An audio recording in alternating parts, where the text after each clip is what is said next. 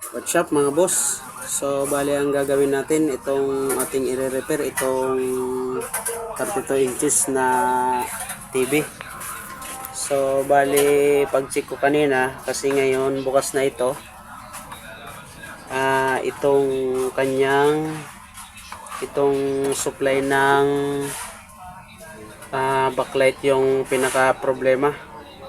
Ito yung problema yung itong supply nitong backlight, kaya pag testing ko kanina ito ang baba ng voltahe kaya hindi siya umiilaw yung kanyang backlight. Kaya ngayon mga boss, tinesting ko na to sa ibang supply, so gumana naman tong kanyang backlight. So ngayon bumili ko ng driver backlight, yung LED. So ito yung susupply ko dito para magkaroon ng ilaw tong kanyang backlight. So ngayon nakabili na nga ako. Ito yung nabili ko. Itong ganito, itong supply ng backlight. Ito mga boss, oh. So sinubukan ko siyang i-supply dito para lang paniguro ko lang mga boss, para makasiguro kung hindi madidisgrasya yung ating backlight. So sinubukan ko muna siya dito sa kaparehas niyang TV. So ito, pakikita ko sa inyo mga boss tong LED niya. Kanina pa yan mga boss, wala naman siyang namatay na ilaw. So lahat may ilaw. Kaya mga boss, so good ito. Ito yung ipapalit natin doon sa nasirang supply ng backlight. Nasirang supply ng backlight. So ito siya. Linagyan ko nga pala siya mga boss ng ito mga pansaksak, itong AC cord. Ayun, nakasaksak siya sa 220 volt. So ito naman, nung pag-test ko kanina itong out niya, to mga boss, unang test ko sa kanya, umabot siya ng 160 volt. Pero yung nakita ko ditong voltahe niya, pumapatak siya na 30 volt hanggang 90 lang. 90 volt yung nakalagay dito.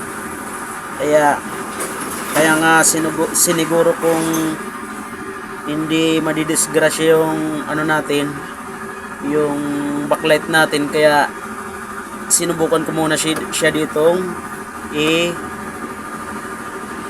dito sa para nga kung halimbawa madisgrasya tong mga backlight na ito, so hindi ito po pwede. Kaya ngayon siguro mga kalahating oras na to sinubukan ko, wala namang napundi, wala namang namatay na ilaw. Kaya ngayon mga boss, ito na ang ilalagay natin. So ayan, tatanggalin muna natin sa pagkakasaksak, tapos ikakabit na natin doon. So tanggalin natin. So ayan, namatay na nga yung ilaw. So ito, alisin ko na tong nakatip sa kanya mga boss. Ayan, tanggalin natin. So maingay kasi mga boss, kasi may nagano nito, may gumagawa, may nagbubuhos kasi rito Kaya pasensya na kayo, medyo maingay itong ating video. So ayan, naalis na natin yung idunugtong na natin na panaksak, yung sa AC cord, pati yung nandito sa DC, yung output nya. So natanggalan natin. So ngayon dito mga boss, para madali, ginawa ko, nagdugtong na ako dito sa AC, so kanyang panaksak. Ito, so hindi ko na ginalaw yung nandito sa kanyang board, baka magkaroon pa ng problema tong kanyang board. Kaya hindi ko na ginalaw tong kanyang board. Dito na lang ako nagdugtong. Binalatan ko yung wire para hindi na natin maano yung board, magalaw yung board. Kaya dito na lang ako nagdugtong nitong pang supply natin sa input nitong driver backlight. So ngayon idudugtong ko na to mga boss. Dugtong na natin. So putulin lang natin dito kasi medyo parang ang haba naman. Dito lang. I-ready ko na kasi yan mga boss para madali lang yung video, hindi masyadong mahaba. So ayan. So kung halimbawang kayo gagawa, pwede naman yung mga ganyan. Pero ito mga boss, kapag ito nailagay dito kasi wala yung switch nya, hindi natin hahanap, hindi natin kinuha yung kanyang switch kasi wala naman tong switch eh. Sa ano lang to, remote, remote lang to, yung remote lang ang naggagana nito. Kaya ito na lang ang gagawin natin. At saka yung kapag ito i-in-off natin sa remote, so ma-off lang yung itong board lang, pero yung backlight hindi ma-off. Kaya dapat kapag paggamit nito, kailangan tanggalin sa saksakan para pati yung backlight at saka itong driver backlight, itong pinaka supply nya, mamatay din para tumigil din yung ilaw nya, huminto yung ilaw. Kasi kapag hindi tinanggal yung pagkakasaksak, tuloy-tuloy lang yung paggana nitong nitong driver backlight at saka yung backlight nya, yung ilaw nya. Masisira kaagad yan kasi halimbawa magdamag siyang umiilaw, masisira kaagad yung backlight. Pero kapag tinanggal yung backlight at tinanggal yung saksak, so makakapagpahinga naman yung kanyang backlight at saka yung itong ating i-convert natin na driver backlight, itong supply nya. Ayan, ipan lang natin ng electrical tape para hindi mag-ground dito sa kanyang kaha. So ito naman yung ating ikakabit. So ito yung positive nya, ito yung positive. So naalis yung so ayan, lagay natin. So ito yung pula, positive. Ayan, dugtong natin. Yung isa pa, itong puti, ito yung itim, negative.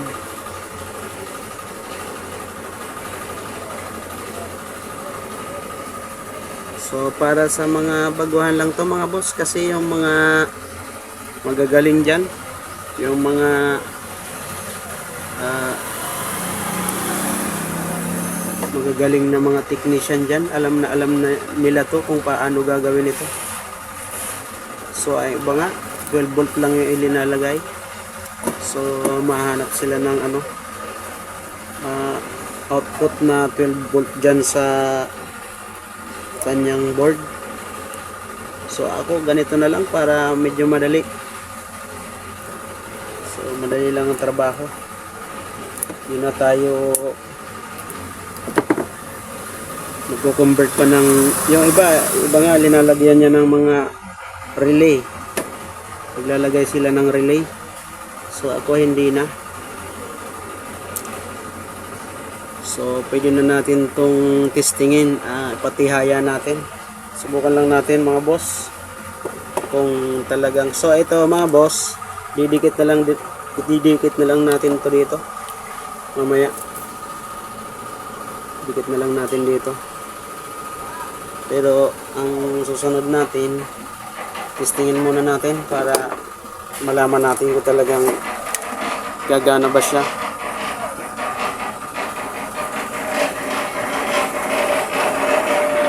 Ikutin natin. Bago natin takpan to, kailangan natin makita kung gagana ba talaga siya.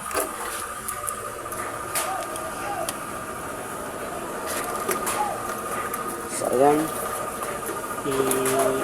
isandal natin dito. Ayun, huwag nang didikit sa board niya. Ayun, hindi yung didikit ito. So ayan, subukan natin mga boss. Saksak natin. Saksak natin dito mga boss. So ayan, umilaw na yung kanyang backlight. Kitang kita nang umiilaw yung kanyang backlight. So i-on natin to.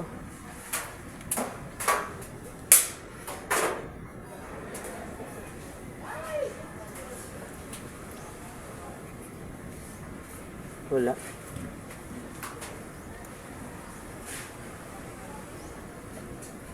Wala siguro itong baterya. Ay, ayun. Ayun na mga boss. Ayun na. Lumabas na yung kanyang display.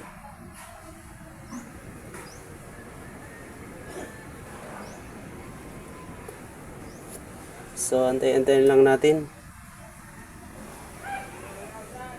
Saan ba yung kaya?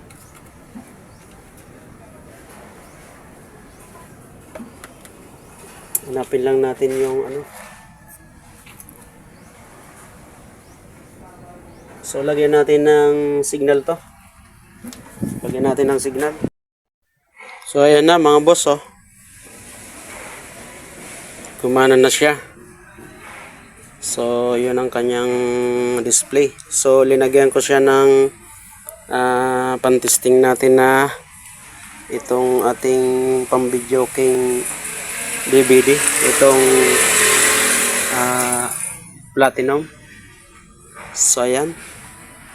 Ayos na siya.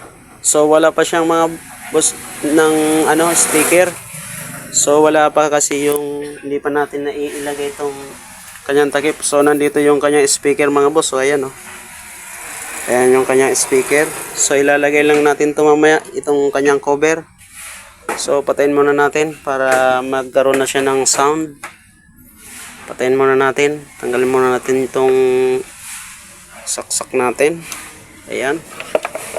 Tapos ito pang DVD. Ayan. So, tanggalin muna natin itong mga nakalagay na RCA at saka itong antenna natin. Ayan. So, ito, itabi muna natin.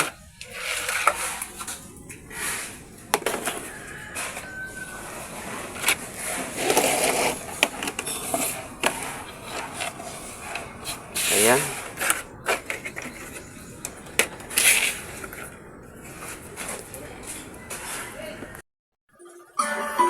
So ayan na mga boss. Ayos na yung ating ginawang TV. So ayan na, gumagana na.